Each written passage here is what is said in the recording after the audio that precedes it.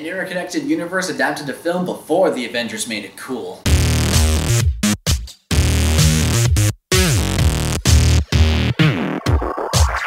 Galaxy Express 999. Now, the story of Galaxy Express follows a young boy named Tetsuro who is trying to avenge the death of his mother by killing Count Mecha. Unfortunately, the only way to beat Count Mecha is to locate his hidden fortress called the Time Palace, but in order to do that, he must first acquire a pass to get on the eponymous Galaxy Express 999. During this time frame which he's trying to acquire a pass to board the train, he comes across a tall, beautiful woman by the name of Mattel who offers to help him. But the strange thing is that Mattel has a very striking resemblance to Tetsuro's mother. Mattel offers to help him reach his goal of killing Count Mecha under the condition that she travels with him to the planet where he is located. Overall, I really enjoyed Galaxy Express. I thought it was a lot of fun to watch. First thing I need to get out of the way is the art style. If there's one thing I gotta say about Matsumoto's art style and his characters, is that I love each and every one of the designs. Every one of the designs for the characters, especially the main cast, are all distinct, they're all unique, they all stand out in their own way. Emeraldus, Harlock,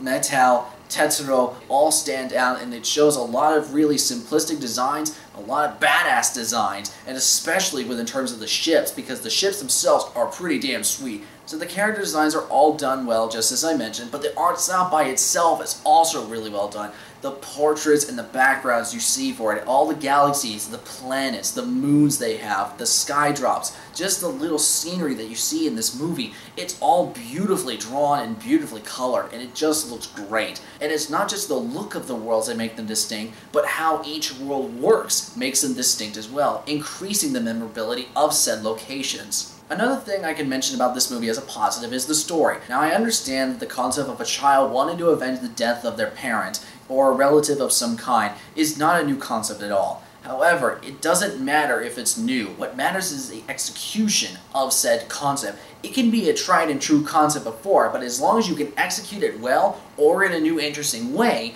as long as it's done well, that's all that matters. Who cares if it's a cliche? Who cares if it's done to death? What matters is how it is done, and if it's done well. If it's done well, then it doesn't matter.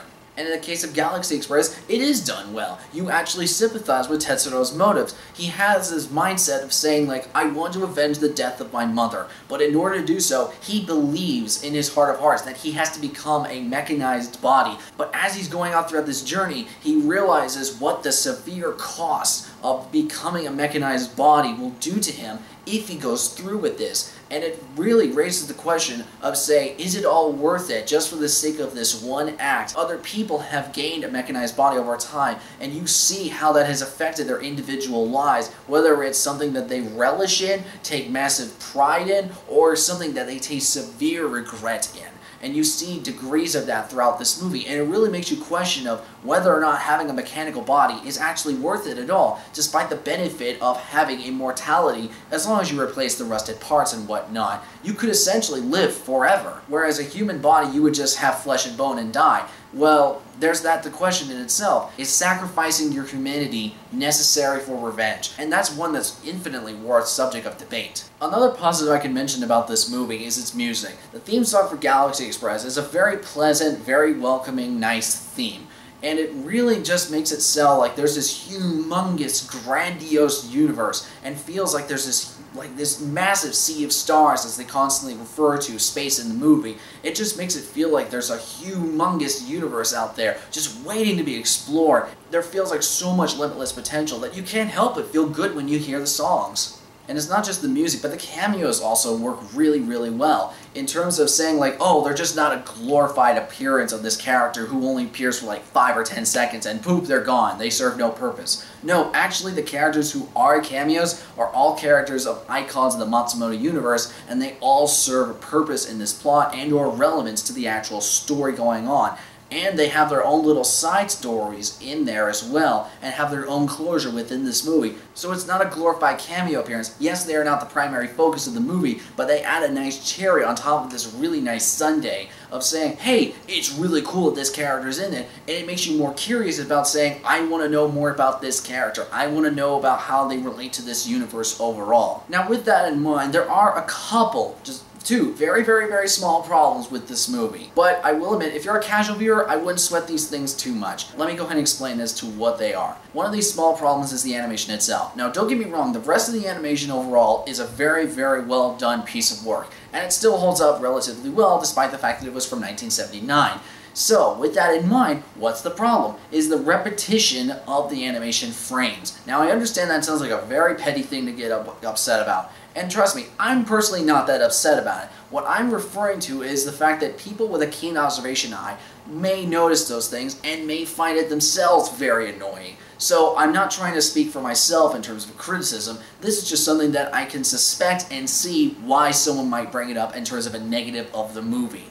Personally, if you have a casual viewing mindset with seeing this movie, I personally wouldn't sweat this too much. The frames of animation, whenever they repeat themselves, only last for maybe a few seconds, and at most, they probably take only 1 minute of time in a 2-hour movie. So yeah, not worth sweating over that much. But in terms of an overall criticism, I can understand why someone might say that hinders the quality of the movie a little bit. The second problem comes near the end of the movie, where it involves a certain character by the name of Claire. Now, to be fair, Claire is actually a very likable character in the movie, and you actually learn a little bit about her during the course of the trip throughout this venture. But there's a certain incident that happens during the end of this movie that basically makes me call into question of, how is it that she's able to do that? And I can't explain that for the sake of spoilers.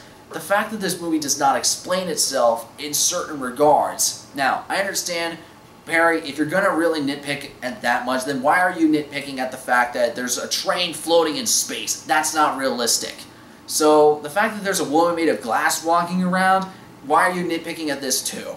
To be fair, yes, that is a fairly easy thing to poke at. And you would be correct. Why am I nitpicking at this one idea when I could easily pick fun of the fact that there's a train riding in space? However, my retort to such a question is the fact that the Galaxy Express is explained in terms of how it moves around and why it looks the way it does when it is floating in space. But with the case of Claire as a character, having this one certain ability of hers, it's not explained in the movie. So there are certain aspects, yes, the Galaxy Express itself is explained in terms of how it works, but Claire's abilities are not explained. So the fact that there's an inconsistency of explanation creates a little bit of confusion. But let me make this point perfectly clear like I did with the frames of animation. This is only a certain moment in 1 minute of an entire 2-hour running film. Everything else of this movie is really well done. It's just this one moment that could have just used a little bit of explaining. Either way, it still creates a really effective and powerful moment, and you actually feel something within this moment. So, the fact that the result was just as satisfying, despite my personal gripes and wondering how the heck does this even work, the fact that it was able to create such an effective emotional moment, I can't honestly say that that is truly a problem with the movie. Inconsistencies of explanation, yes, but effectiveness in the moment is equally as powerful. Now the question comes to mind is if it is worth watching but not perfect, or if it's worth every penny. I personally loved every minute I watched at Galaxy Express 999, and I had no problem, and I would definitely sit through it again. It's definitely a story worth watching to it. I want to see more of the universe, and if a movie can make you feel that, and makes you want to see more, despite the couple of small things that happen with it, really, it's best not to sweat the small stuff. Just a couple of seconds, really? You're going to get so worked up over that? So in order to be fair to this movie, and understand and acknowledge the criticism and the slight problems it has with it, while at the same time acknowledging the good things about it, I'm going to have to say this. On a critical level, it's absolutely worth watching, but it's not perfect. However, in terms of a personal satisfaction, in terms of making me feel actually emotional about the story and feel good about the characters and enjoy the overall spectacle and the world of this universe, it actually is worth it every penny.